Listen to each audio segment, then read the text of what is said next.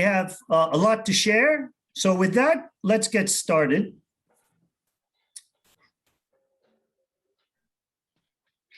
And we should begin with some clarity. So we all understand when we say money wounds, it could be money blocks also. What do we really refer to? Well, essentially, there are associations that have built up that most of us have when we're dealing with money. And these associations start in childhood. And in fact, many of them begin to set roots before the age of 7. Of course, there are other money events. Some of them could be trauma or really sudden and unexpected emergencies that involve money that leave a negative impression. And that, of course, can come later, but typically that will end up being stacked on top of the conditioning that comes while we're growing up. So, of course, there can be positive money experiences. Maybe we get a gift at holiday time or at birthday time, or maybe we work hard. That was one of my cases. I felt I had to work hard. I saved my money and I bought a bike. So that's kind of a positive money situation. Now, if we were to give some examples, it's here on the slide. So perhaps you have a fear of losing money. Maybe you had some in your pocket at one point, and you know what? You checked and it had disappeared. Or possibly there's a discomfort about never having enough. I was raised in a household where I was given an allowance, and when the allowance was gone, I had to wait for the next installment. And sometimes there was never enough, so I cut lawns, I shoveled snow because I was born and raised in Boston. And I'm sure many of you have done some of the similar things. Also, there could be a wound like pretending that money doesn't matter. Or there could be the fear about the power of money controlling us. And anyone that has gone fairly deep, I would say, into debt feels exactly that way, that the money now and the demand of making payments has some control over how we feel because we're trapped. So this is a good reason to focus on assets and wealth building rather than using credit and relying on leverage and debt. Maybe you had an occasion where you lent a friend money and that money never came back. That's another type of money wound. Now, typically, all of these have to do with negative experiences. And what we'd like to do now is have a little interaction and ask you to pause and think about your first experience with money. Maybe you were 5 or 9, whatever. So, Asma, how do we do this? Do we ask people to put it in the chat, or do we unmute them for a couple of minutes and let people share what is their first memory of their interaction with money? Dr. Omar, to maximize this, I'll say we do both. Whoever would like to speak up can go ahead, unmute themselves and speak up. And whoever would like to put it in the chat can go ahead and put it in the chat. That way we have the best of both worlds.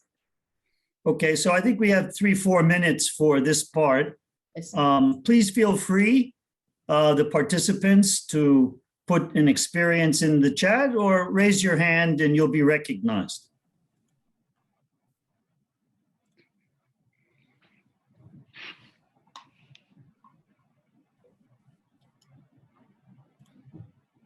So Johanna from the GLEAC team is saying ED, which is a positive experience around money, where on the festival of Eid, the elders give gifts and money to the youngsters in the family. So there's that. Okay, that's good. And that certainly comes very early. Yeah, my first salary, that's an occasion of celebration. Okay, Cheyenne's got a taste for music.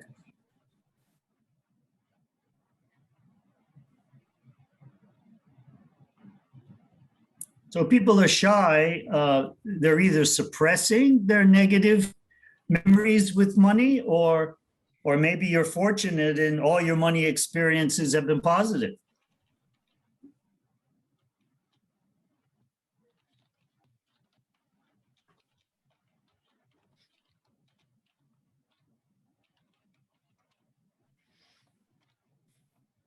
Okay, well, I think we get the idea of the, losing money. That happens to many of us. Maybe being unable to save money in order to get what it is you really want, or having to take on debt. For example, there's a major crisis in the United States now, which comes under the heading and was just mentioned by Sohib, about student loans, which is that the high cost of tuition is requiring many families to take on debt in order to pursue the education. And then that obviously needs to be repaid before a person can start to really save for a home or a car or something like that. So these early money experiences, the question that arises next is, are they still influencing behavior today?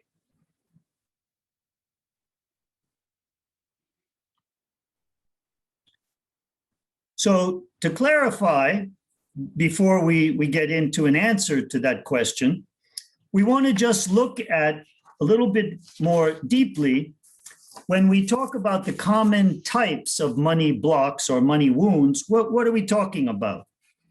Well, the clear example is the first one here, which is overwhelm.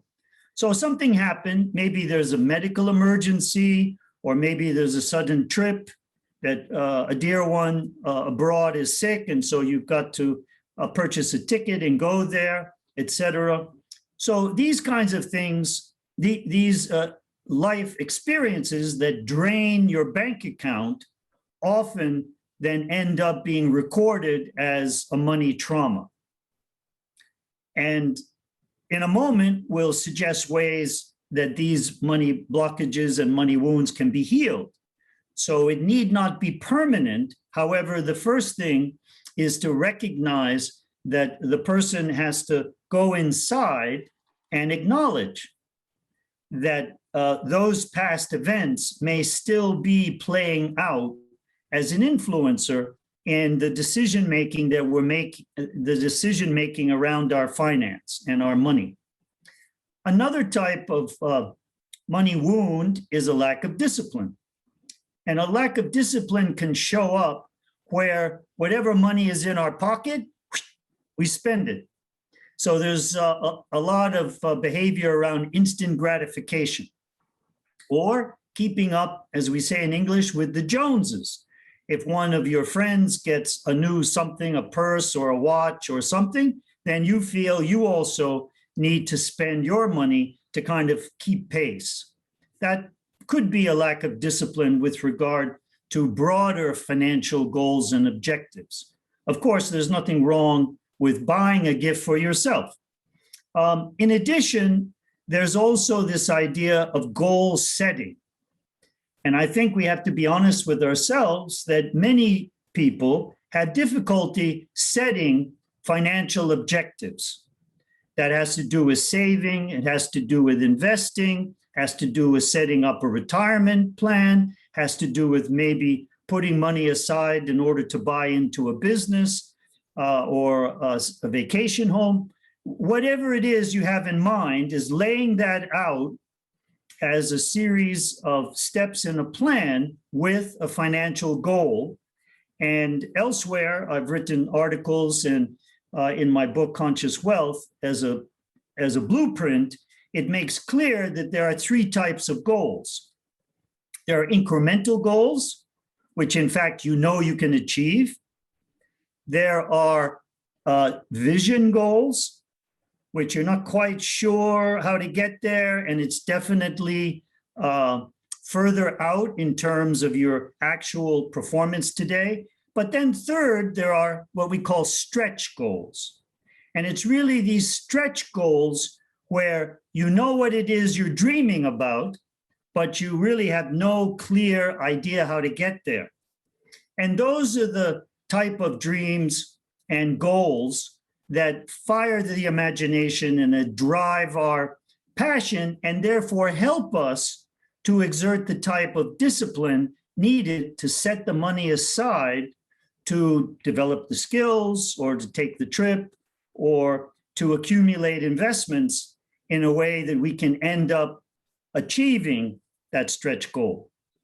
Now, the important thing for our discussion is that many of these type of money wounds we just described are in fact still open. They are in need of healing. Maybe there's a scar, let's say, a memory that you have, and so it's not actively influencing, but it's still there and you can still feel it on certain occasions. And so what are we talking about? Well, maybe there's a lingering sense of scarcity. There's never enough money. Or perhaps the bills seem to have taken control over your behavior. Or when you're accumulating money, you have difficulty holding on to it and making the necessary investments, the necessary saving, because you fear losing it. Or perhaps you made a decision, an investment decision, and then all that money got lost. That's happened to me, sadly. But you move on and try not to allow those past events to still be relived today. And we'll have more to say about that in just a minute. So we'd like to introduce you to 9 types of money wounds. Now, the icons are less important in this case.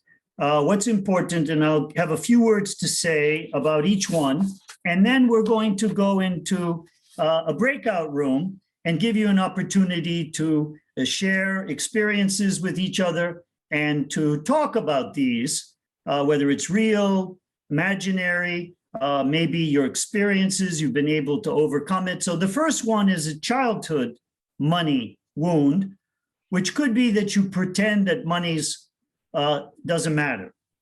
Or it could be that you feel that you never have enough. The allowance you're given, or maybe you're not given any allowance, and the only money that comes to you is from odd jobs and you have to earn it. The second is negative associations with money. I think this is fairly self-explanatory, but really underlying that is a fear the person has that money will control them. The third is having a financial crisis. The fourth is trading time for wages. Now, what we mean by this is not everybody is cut out to be an entrepreneur or to have business for themselves. But the idea here is that many people, and some of the research shows as much as 70% of the people who are working in their adult job are dissatisfied. They feel trapped in the work that they're doing for a variety of reasons, but the point is that they have to continue to do something which is not that satisfying for them because they need the money coming in order to cover the lifestyle they've created. The fifth is one we just alluded to, which is not having financial goals. The sixth may sound a little bit odd, but think about it, reflect on it. Positive affirmations prove to be insufficient. Now, this goes off into a whole other topic called abundance thinking, which we'll touch on a little bit in the third session. But essentially here, the person is continuing to repeat in their mind positive affirmations, but the money doesn't seem to flow to you. And that creates disappointment, maybe frustration, which could express itself as a money wound. Weak discipline, this is self-explanatory, we touched on it. The next one is reliance upon experts. And what we mean by this is you create a dependency upon the opinions of others. Now, of course, when you're making large investment decisions, we heartily recommend that you get a tax expert or maybe a particular real estate expert, to give you information. But I had an experience where I turned a significant amount of money when I was in my late 20s over to a broker, and they had a discretionary account, which means that they invested that money for me, making commission on every transaction going in and out of different stocks. And in the end, when I took my money back, it was less than what I had given. So that's something to be cautious about when you're involving yourself with so-called financial experts. And the last one, 9, is a comfort zone. Now, what do we mean here? So this money wound has to do with complacency, where basically you have enough money coming in, let's say, or assets, perhaps you've inherited them, and you just sit and it's status quo. Well, we all know that the world and the economies of the world, the globalization going on, has the outcome that if you're not moving forward, you're basically actually moving backwards. So rather than having easy come, easy go attitude, that can be a wound. It's good to think about how to heal that so that you're on a growth trajectory, building your wealth for a brighter future. So I hope those are clear. Asma? Absolutely. Thank you, Dr. Omar. We have Isha here who's ready with the breakout rooms. So is everybody ready to go into the breakout room? Please make sure you have that image downloaded. It's in the chat. We've shared a link with you, or the file itself. You could open up either one. So if you open that up, just give us a thumbs up and we will open up the breakout rooms. Had really interesting conversations. Any highlights, Asma? We had very interestingly Aisha and Gemma in the room from 2 parts of the globe. We had Wow. Gemma from US signing into work, and Aisha from India, and I'm here in UAE. So we spoke a lot about one, how there was a lot of ignorance also in terms of money, investment, how do you manage your money, things like that. So a lot relating to no financial goals. So that being the main, that was the main highlight for us. So making sure you set your financial goals, plan, be ambitious, and not just leave things be. Awesome. Anybody else who want to share their interesting conversations? And also wanting to know plans for retirement plans. So what is the best way to what is the best way to invest in retirement plans that really would help people who are reaching retirement like me. That's great. I'm and sure we have our limitations where if we are following the Islamic finance and things like that, so we have our limitations on not keeping money in fixed deposits and having the interest come in every month. So what is the best way to invest so that we could also be more secure after retirement? That's great. Yeah, very important topic, Esha. Regretfully, it's not part of our masterclass, but yeah, we could have a dialogue if you want at some other time, because Islamic instruments are more limited. Can everybody else hear, Dr. Omar? Yes, loud and clear. Yes, we can hear. Am I coming through? Increase your volume problem. Yeah, better now, yeah. Okay, all right, I'll come a little closer to the screen. So, shall we press on? Sure. Yes. Well, we talked about money wounds, and I'm guessing that many of the people in the MasterClass would appreciate getting some advice and some guidance on how to change from the influence that they're exerting on financial decisions. In other words, how to heal them. And I would also mention Ken Honda, who's a Japanese expert. He's written a number of books, kind of self-help, self-improvement books on his thoughts about how the Japanese can handle a positive relationship with money.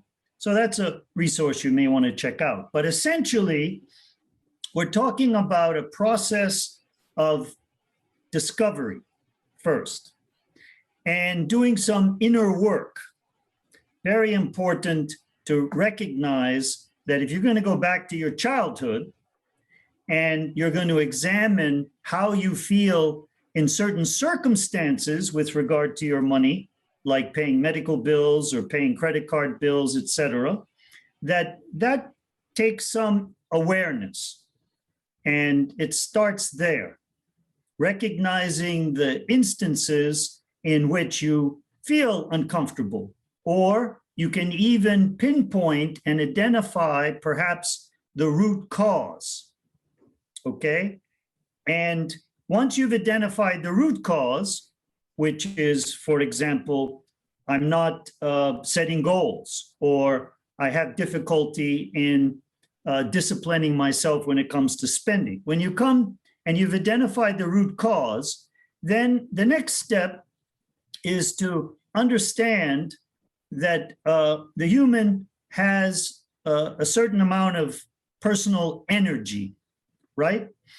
And that energy typically is either negative, neutral, or positive. And so if we want to exchange the negative energy that's there that keeps influencing, keeps coming up, and generally that's the ego, it keeps coming up, we need to fill that same space and neutralize it with positive energy, right?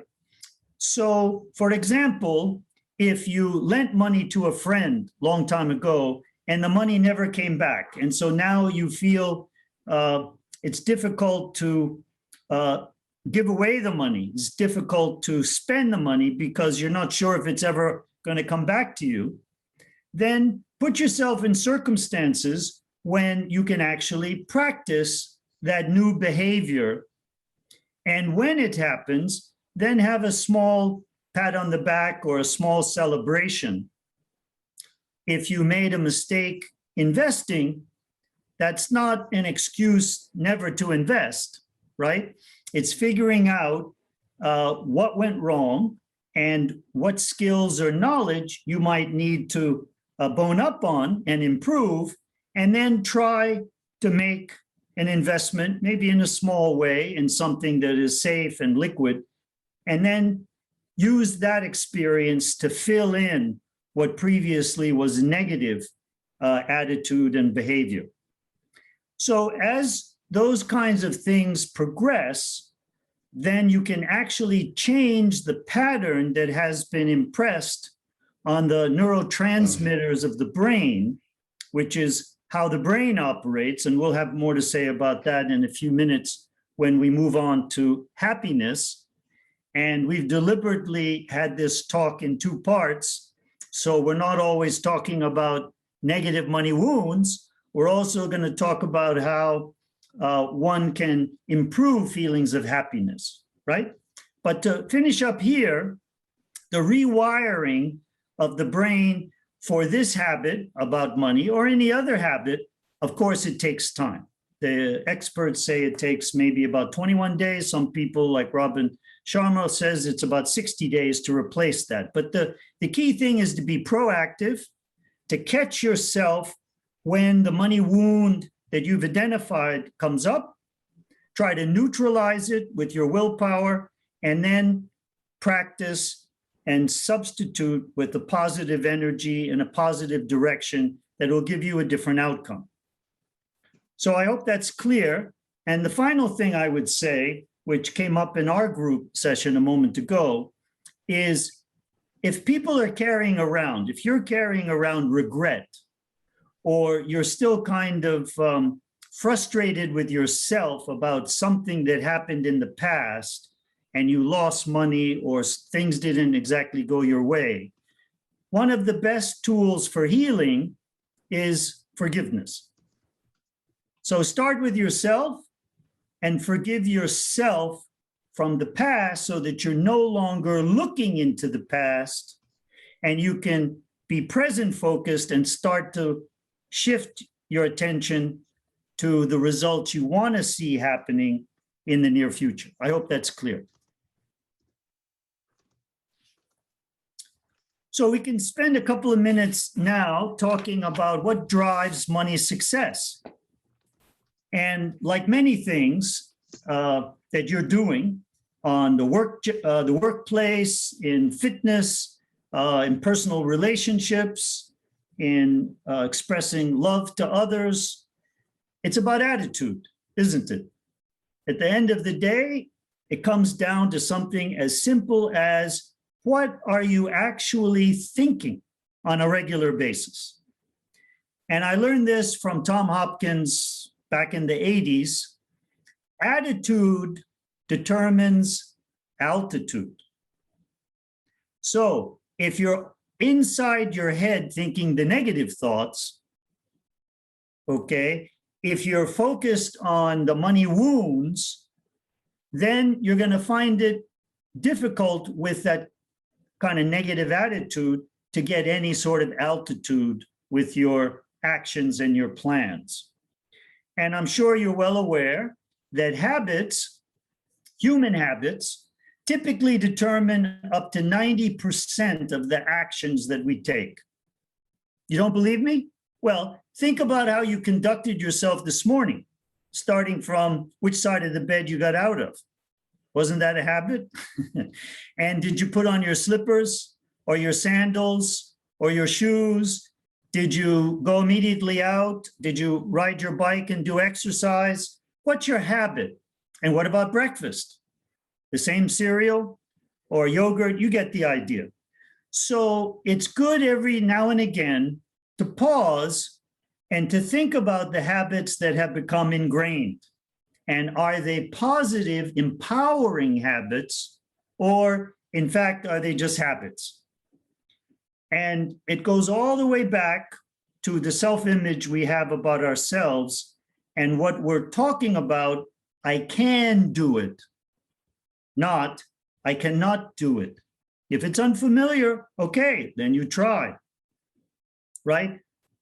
Try not to say to yourself, I can't do it, and don't try, for example. So from your beliefs of what you're capable of, that starts to influence the thinking, which develops the attitude, that drives the habits, that determine the actions. And guess what? Actions and decisions determine results. Okay? So one way to change this chain of events is to examine your attitude and to see if that attitude is producing the results that you're seeking. If not, then you need to change the attitude and the thinking process in order to get different results. And we hope that those results can always be aimed at your true potential, which is unstoppable and outstanding.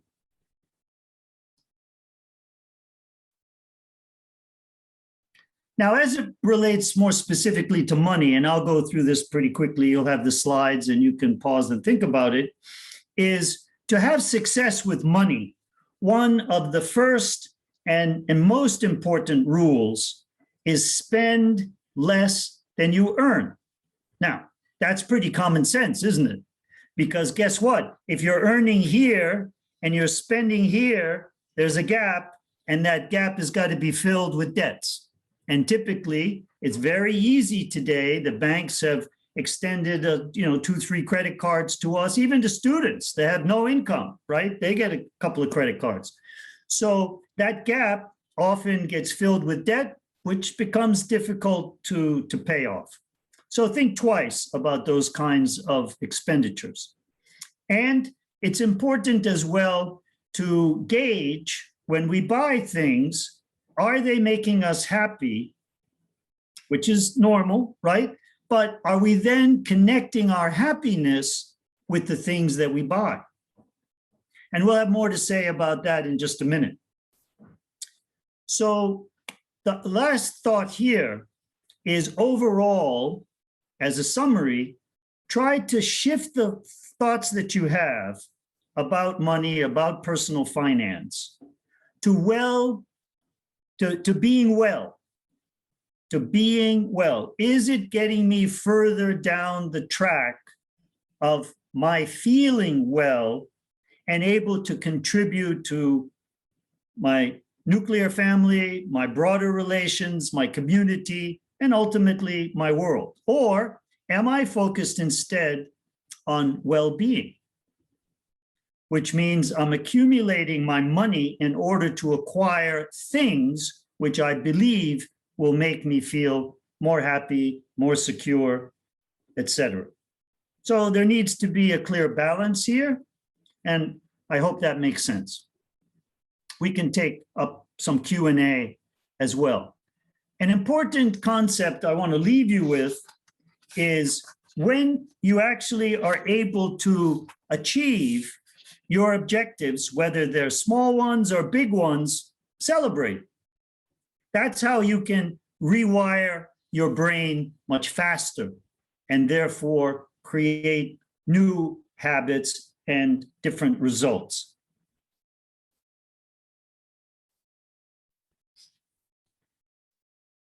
So did we want to pause here, Asma, for 2-3 minutes? Sure, Dr. Omar. So we just want to take a quick check-in and spend 2-3 minutes just sharing our thoughts on this session where we've covered money wounds and money successes so far. So before we move into the next segment, it would be super helpful if you tell us how this session is going for you in the link in the chat. We'll take 2 minutes right here so that people are able to dedicate that brain space to just think through and write down their thoughts. And after this, we have a little surprise also planned for you.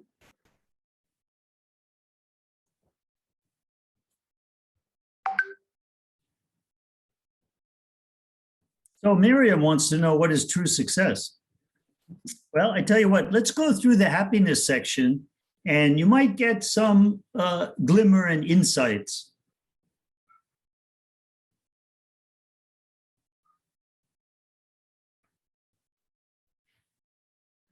Once you're done sharing your review, please do a thumbs up so we know you're done. We want to make sure everybody has that space to just think over the session so far, how it's helping them, and what we could do to also improve your experience.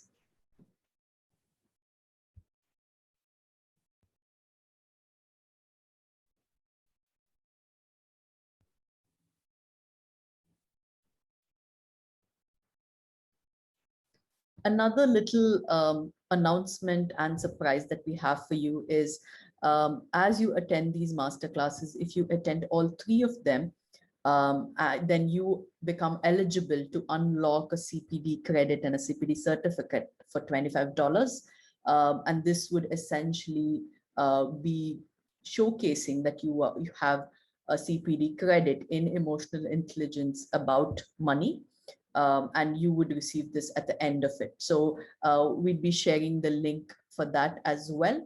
If you are interested in the CPD certificate and want to sign up for that, just say so in the chat below, and we would send you the details for that. We'd be also sharing details on what a CPD certificate is. It stands for Continuing Professional Development, and it's a certification out of the UK that is recognized for any professional development work and training that you do. So GLEAC is accredited by the CPD, and everything we do at GLEAC is CPD accredited, including this course. So you have an opportunity today to unlock that by attending all 3 and by signing up for it. Over to you, Dr. Omar, all yours. Lovely. So those that want to explore happiness, put a 1 in the chat. And those that already have enough happiness, you can put a 2. And, you can tune out and come back at the end of the session.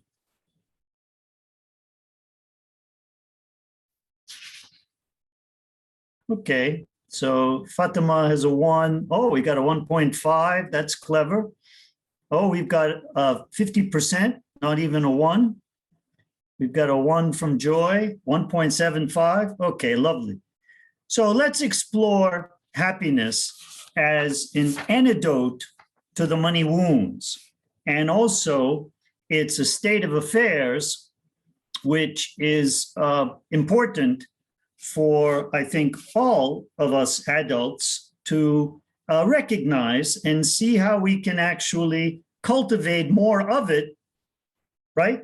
Especially in the COVID time that we're all facing in the global pandemic, and the fear that seems to be everywhere and surrounding us and in the news and whatnot, it becomes perhaps more challenging on a daily basis to keep a positive attitude and to express and to feel inside these feelings of happiness. Well, it's a positive emotion, and it stands opposite to pain, and it sits there with pleasure, and it's basically an emotion. So it's energy in motion. Because many people have this idea that happiness resides outside of us, that happiness is in the chocolate bar, or happiness is in the diamond ring, or happiness is in the new car. Well, yes, it's true that these things can trigger happiness, but happiness is an emotion. It is interior, and it is something which is the interaction in a scientific way between the heart and the mind. And what do we mean by that? In just a moment, but I also want to point out that happiness is transitory. It seems to be part of the human condition. It's difficult to sustain happiness. The research indicates, at least with college kids that are part of that research, that happiness from a single event or an experience can carry for 2 or 3 weeks, but generally not for months. So let me ask a question. Where does happiness live in the human body? Would you like to put something in the chat? Where is happiness in the human body?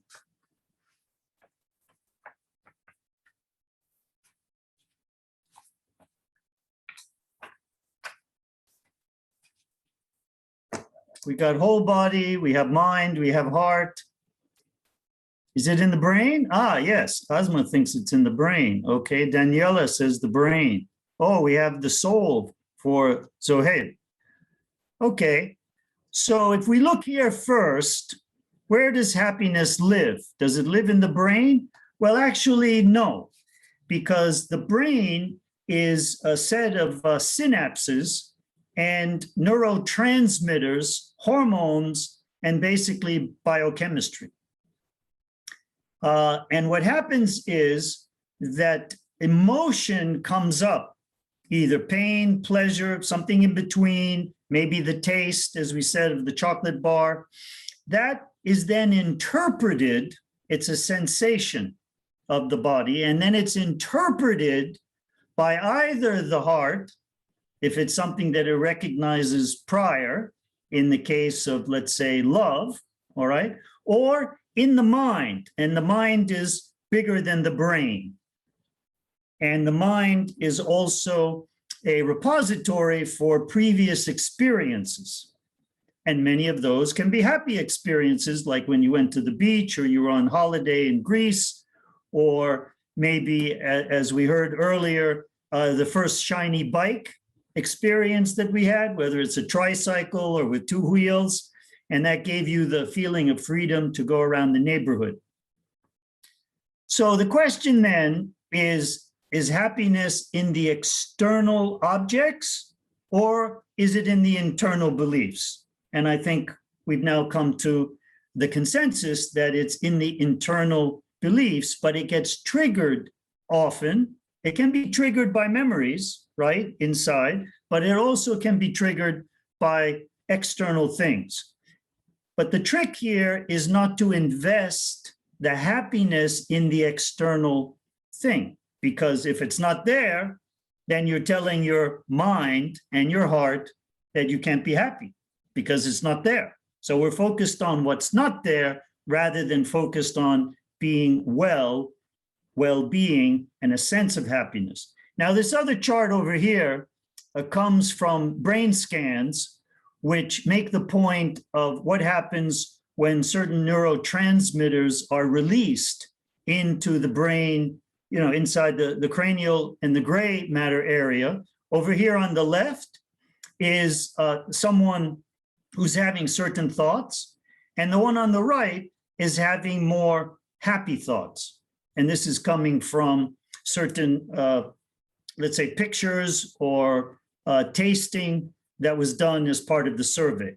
So we have different, and you can read them, the different neurotransmitters, including the serotonin, which actually then floods the brain during certain times and tells us that that information coming in, and maybe that's a movie, maybe it's something that we're visually seeing, or a sound, a particular song that stirs up happy feelings. Now, one thing to keep in mind is that there are gradients of happiness. So the bottom level is called titillation or expectation. The next level up is the happiness, which is the completeness of that expectation. Then on top of that is satisfaction, which participates in the memory of the happiness experience. And on top of that is called felicity. And felicity is a sustained level of calmness and contentment. And then the final level, and this all comes from A Ladder of Happiness and a great book on the science of happiness by Mr. Morehouse. The top level is whatever your word is for enlightenment or bliss or nirvana. This is where a person is able to conduct themselves in a soulful manner, using their mind in a clear way, where there's kind of a sense of, I would use the word neutrality, and a lack of judgment on what's happening, the thinking as well as the actions, and of course, non-judgment on the results. We accept whatever the results are with equanimity. That can be an explanation of bliss. So we'll close this section on happiness with a word to the wise, which I choose Tony Robbins. Maybe some of you know him. And I think he says it in a very appropriate way. The secret, or a secret, to living is giving, is having our emotion. We feel that emotion, that passion, the love, the caring, the compassion, and then we share it. And that sharing it generally wells up in us a kind of a feeling of either happiness or actually satisfaction. So life is really about creating meaning, and our brains are particularly good at coming up with new information and analyzing information from what's going on around us in a way that we create meaning. So our brain is a meaning-making machine. The question is, how are you interpreting that meaning? Are you choosing to go back to the pattern of the hurts, the regrets, the money wounds, or are you beginning to look forward that the meaning does not come from what you get, it comes from what you give? And also, ultimately, it's not what you get that will make you happy long term. Maybe in the States, you've seen the bumper sticker on the car that says, he who has the most toys wins. Well, that's a capitalist idea, and it's all about gathering. It's not about giving. So it's not what you get that makes you happy long term. Rather, it's who you become and what you contribute will. So the final reminder here as we close out in this session about money wounds, how to heal them, and some words about happiness is that happiness depends upon you. So thank you. Thank you so much, Dr. Omar. I guess, you know, a round of applause here is very much on the cards. So let's all give him a huge round of applause on day 2. Thank you so much on this. So on this, can we just take a minute to take a picture and see everybody else as we do this as well?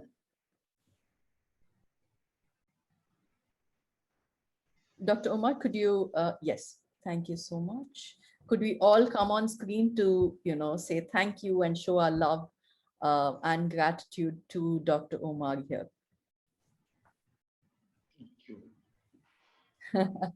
So, good. Anybody wants to share any thoughts on how they found this session? Dr. Omar, I think it was impactful in our small breakout group. The 3 of us that were in the group, it helped us to identify the history of some of our challenges. So that was very impactful for us to dig a little deeper and go back and think about why we spend and why we have the habits that we have today. Awesome. Thank you, Travis. Anybody else wants to share before we take a quick picture?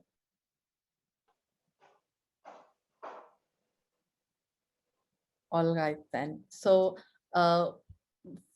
if you've attended earlier, you know we always close our GLEAC sessions by blowing flying kisses, and we record that as the, you know, the picture from the event. So on the count of 3, I'd be taking pictures. You can all blow your flying kisses to Dr. Omar on this session. I can see he's ready. So please go ahead. So on the count of 3, 3, 2, 1, go. Okay, we see a lot of happy smiley faces here. Awesome, awesome. Thank you so much. Another quick reminder and announcement on the CPD. We'd like to share with you what a CPD certificate would look like and what you would be gaining by signing up for the CPD certificate. So this would have your name on it with emotional intelligence there for attending the 3 sessions and signing up for it through a payment of $25. So this is up to you. Please feel free to reach out to us at mentor@gleac.com. Alternatively, you can also just drop in your interest in the chat and we'll reach out to you with the details on this. So Can I have the red bow? Oh yes, absolutely. Anyway, so that's part of the gifting and celebration you just spoke about a little while earlier. So awesome. So now we are on to a Q&A session. The floor is open to you, Dr. Omar, and whoever has questions for him, I'm going to put him in the spotlight right away.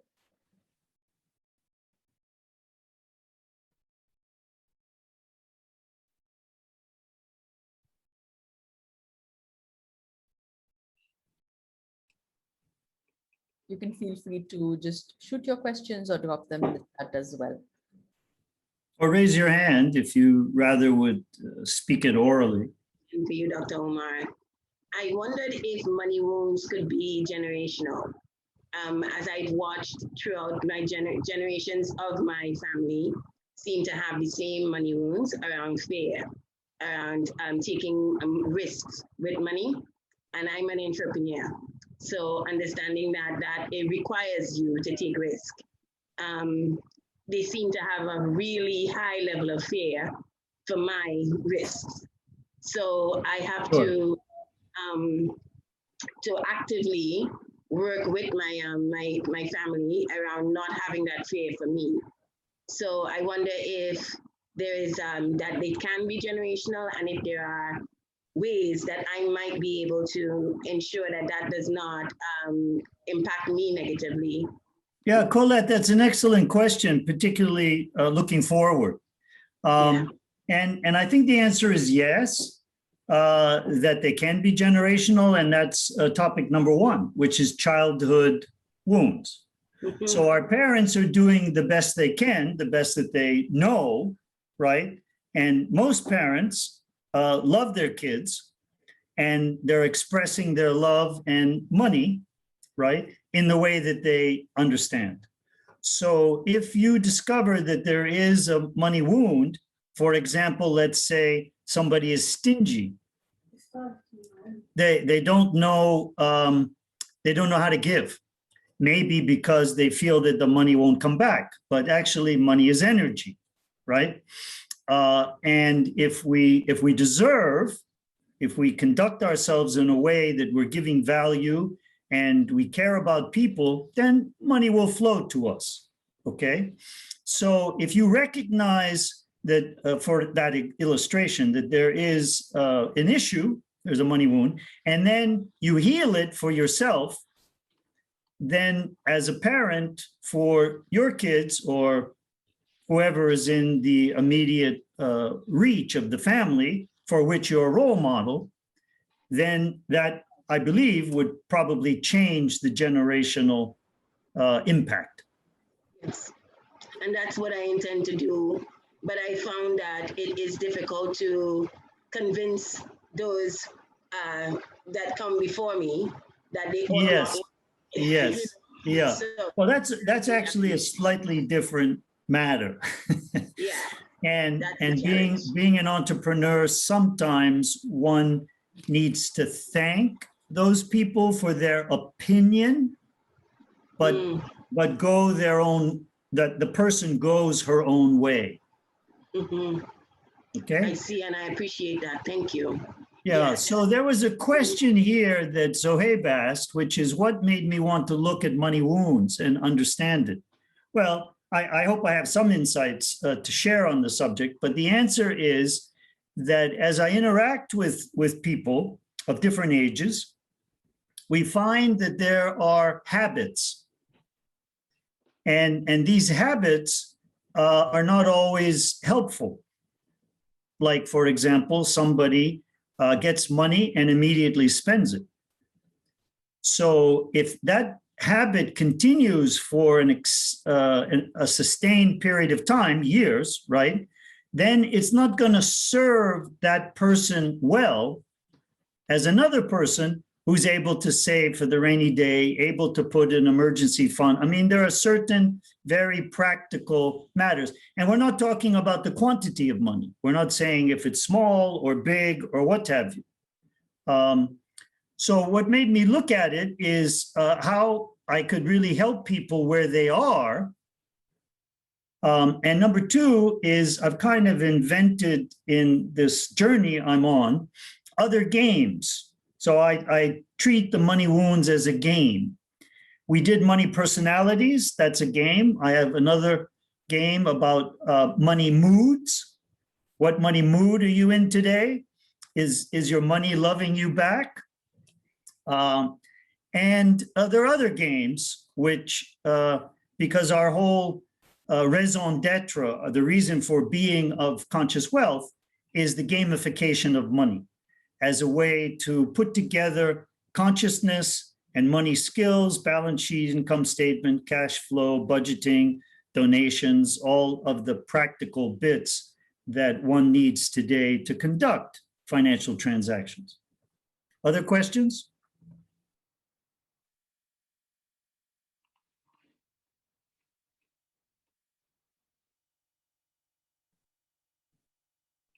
Anybody has other questions? Do we want to revisit Aisha's earlier question on how do you think about money as you retire? Well, I would comment this way, and we're not giving any investment advice. This is not the place or the time.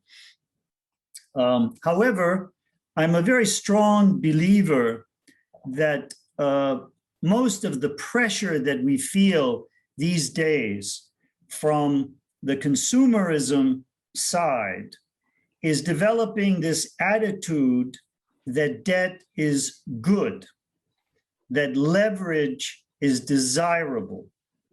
And in actual fact, most people, particularly young people that haven't had much life experience yet, are ill-equipped to handle debt. And as I mentioned in this presentation, sadly, in the US, they're forced to take on student loan debt, which then in some cases can balloon up to $100,000 or higher if you go to graduate school. And that's an enormous burden then for that person to carry. And it's an obligation that you can't wish away. It doesn't just disappear. You've got to pay it off, and stands in the way of saving for retirement. So what I would say is that good habits early should have some relationship to the retirement lifestyle that you would like to have. Now, somebody who's 23 or 33 says, well, my God, it's still 35 years, 40 years away. Why worry about it now? Well, the reason to think about it now, you don't have to worry, but think about it is because you're giving money the time to compound, to grow, whether at interest or from an Islamic point of view, it's a profit rate, which also can compound. And thereby, if you save a certain amount, and in my playbook, we have a calculator that helps you figure out based upon your projected lifestyle in the golden years of retirement, so to say, what you should be saving today. And maybe it's $500 a month or even $100 a month to get started. And then that can grow over time, wisely invested, of course, not speculating with the money. It can grow to be $1 million or maybe even more dollars. So focus on retirement and build assets is the guidance that I would offer. Thank you very much. Yes, Pankaj, you have a question? Please go right ahead. Actually, I don't have a question, but I would like to mention something about the program that we are attending past 2 days. First of all, thank you so much, Dr. Omar, for empowering us to think about the money mindset and learn about it. I think it's more about self-help training that we are listening to you, and we are introspecting our own money habits. We are introspecting our own experiences about money and the behavior as well. So everything is relevant and useful. But two pointers I would like to mention from the first day. What I liked the most, or that hit me on the right spot, that about the nature of money that you mentioned. The nature of money is actually flowing. Only thing is that you are not at the right end so that it flows to you. That was the change of mindset completely. That people generally think that money, I don't get enough money in my life or in my profession.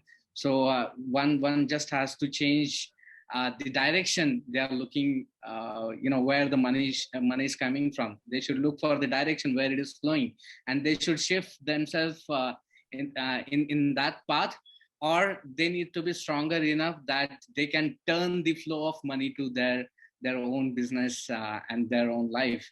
And in today's session, of course, the one thing that I realized, I took the slide of money wounds in a different way. I could find out only 3 money wounds that I don't carry in my life. Otherwise, everything was relevant to me, to be very, God bless. Genuine thought. But that also gives me an opportunity to improve more and more and work on those wounds and change the money mindset and think about it in more greater way. So thank you so much, Dr. Omar, for your time and the knowledge you are passing on to us. Thank you so much. Deep gratitude. Thank you. Well, thank you for your comments, Prakash. I would just maybe add a slight enhancement, which is if you want money to flow to you, money is generally in the hands of other people. Yes. And of course, it exists in banks, it exists in asset management, et cetera, but those are run by people.